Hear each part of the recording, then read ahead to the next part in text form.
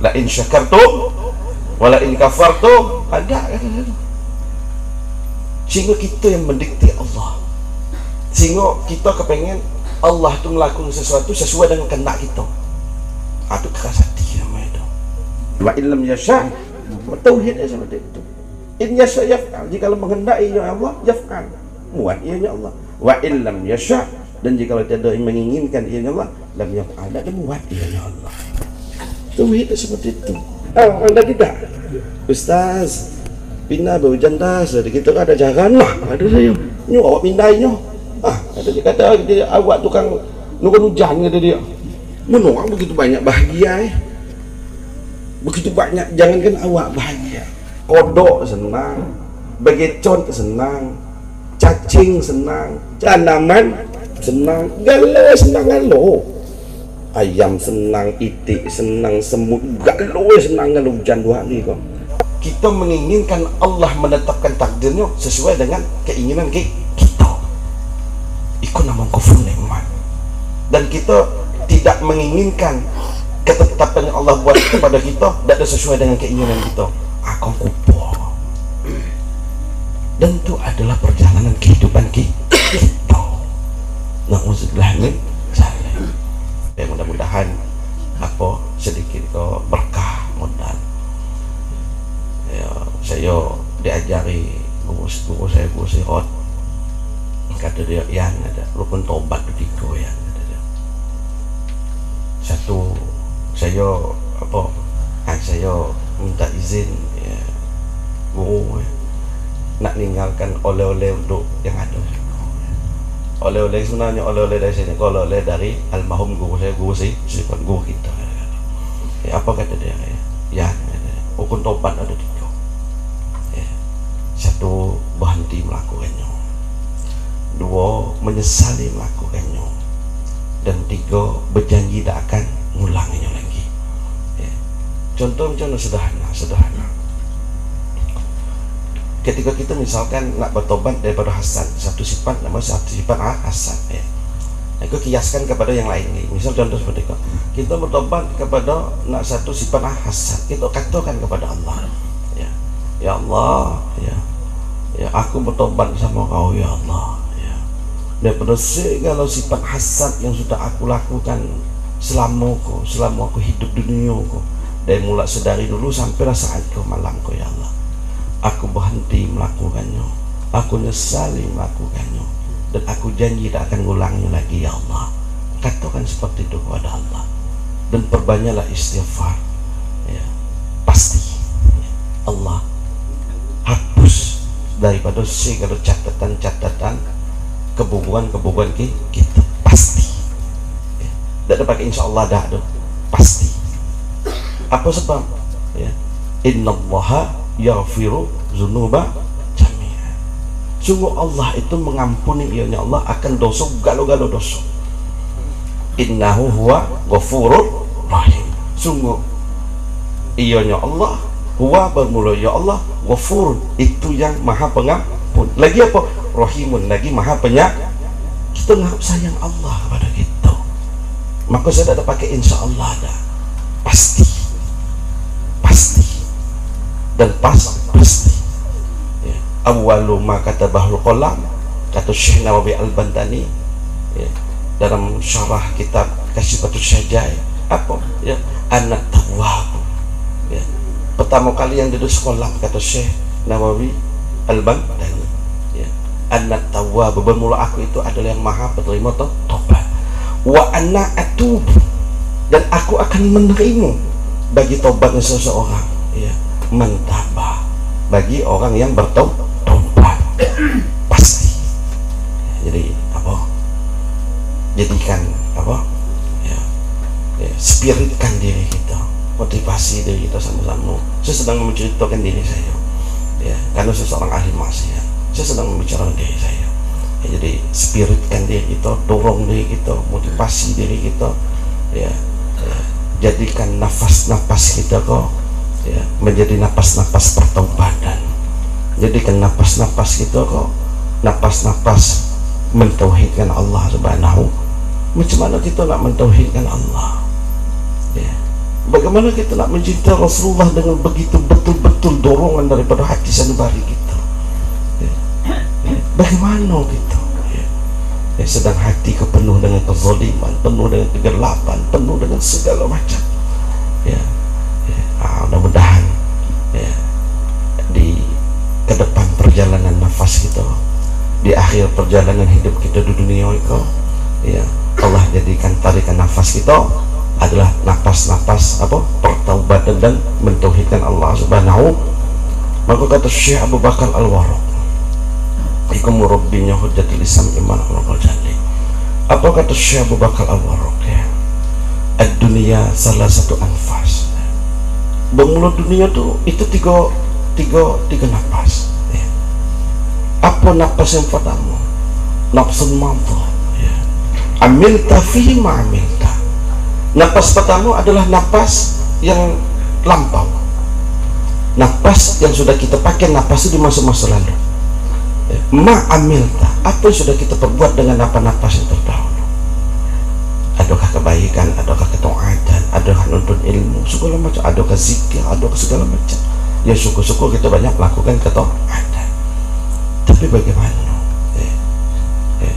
ketika awal perjalanan balik kita, ketika awal perjalanan kita menjadi seorang mukallaf, kita awal itu dengan berbagai macam kedurhakaan kepada Allah, kemudian tidak ada yang ingat kita, dan kita pun marah kita tidak ingati, sehingga kejahatan itu mengiringi tiap-tiap langkah kehidupan kita, sehingga Allah kekalkan kejahatan itu dalam hari-hari kita sampai detik malam.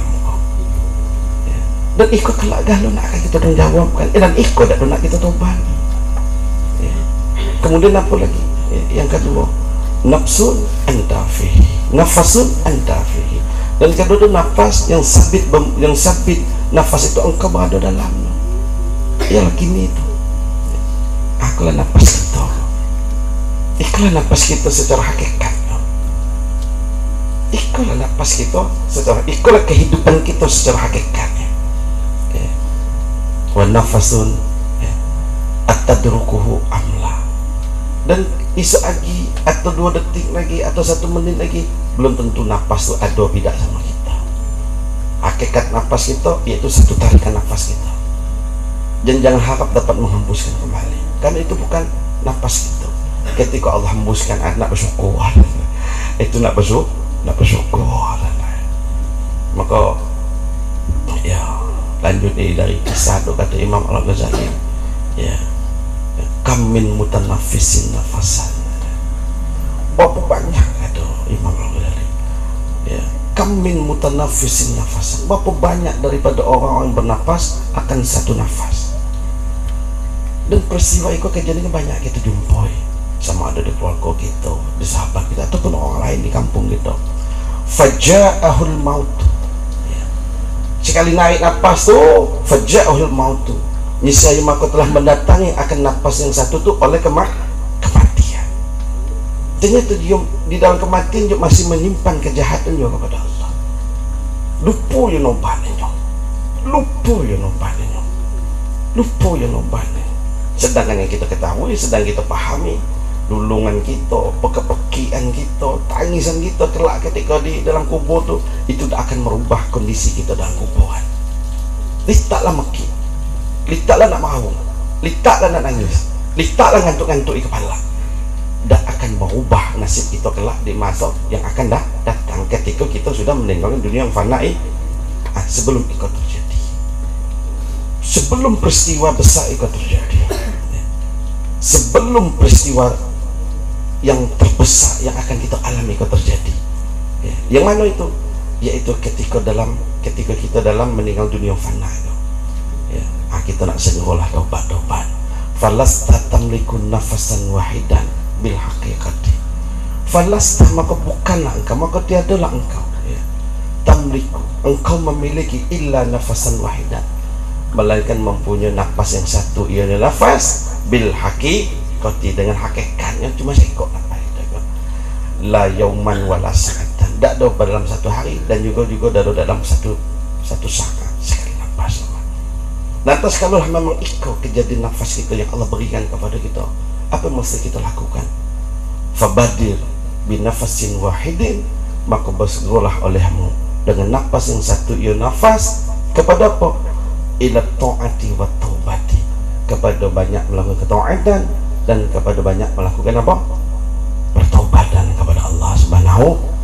Sehingga ada satu hikayat, ada wasiat seorang Luqmanul Hakim.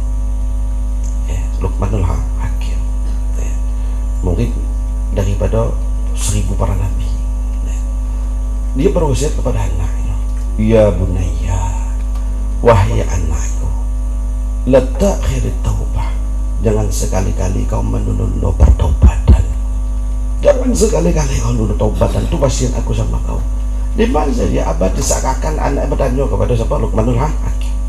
Lantas dijawab seorang ini, Luqmanul Hakim, fa innal mauta jaa baghtatan, maka sungguh kematian itu jaa, telah datanglah ia kematian itu baghtatan, hal keadaan dia datang itu apa? Secara mendadak, secara tiba-tiba. Kita takut ya, ketika kematian itu menghampiri kita ya, kita dalam keadaan melakukan kemaksiatan atau kita dalam meninggalkan kejahatan dalam hati kita, ya syukur-syukur ketika kita meninggalkan dunia itu kita dalam keadaan bertaubat.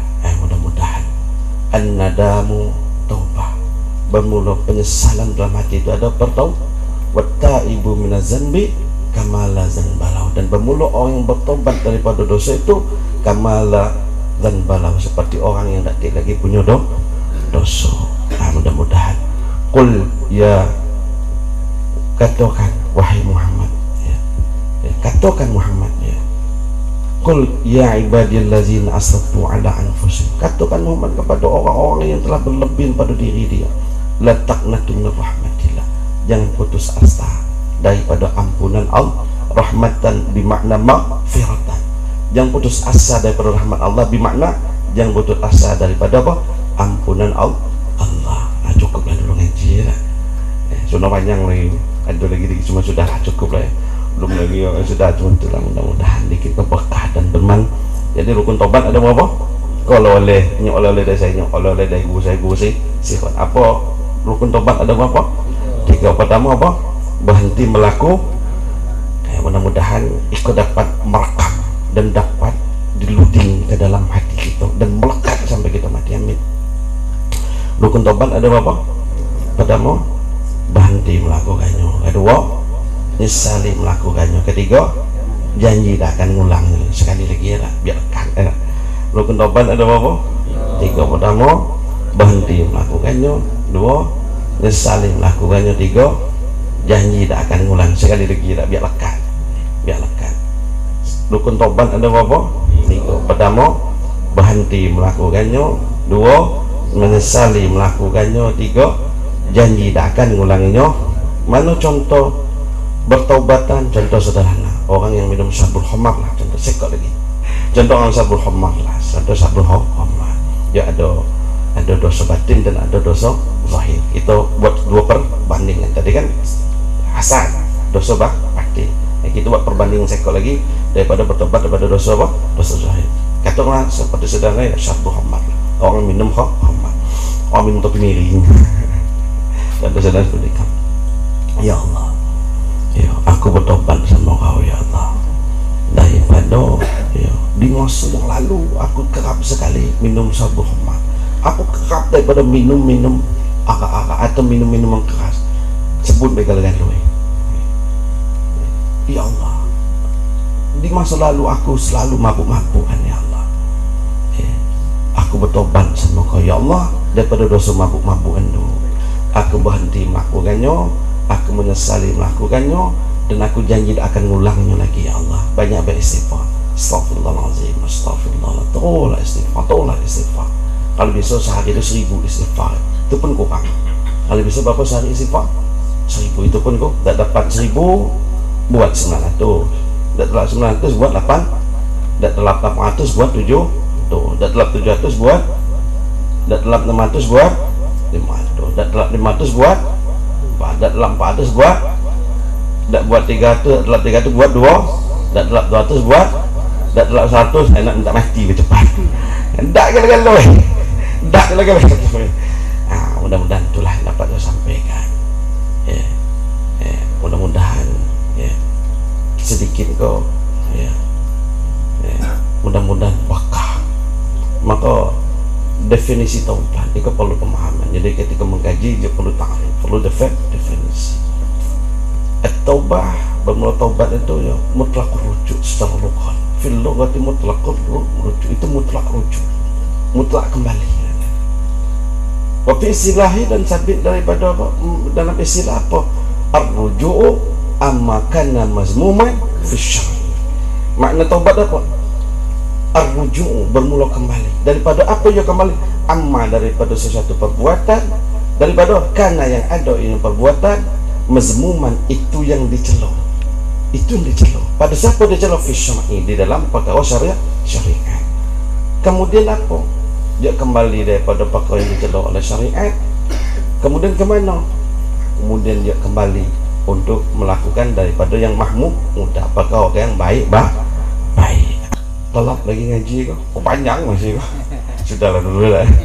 Sudahlah dulu ya. Mata pun lah beguyo layu. Pelopak mata lah nampak turun. Kuping pun awak tengok nampak guyo kecil.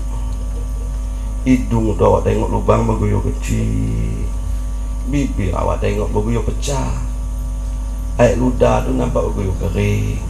Cacing pun nampak demonstrasi makik ludah lalu guru lapar apa. Lapar apa kami kau. Kemaluannya kemaluannya makik kau. Sudah lagu kami kau kencing. Sejuk hari guru.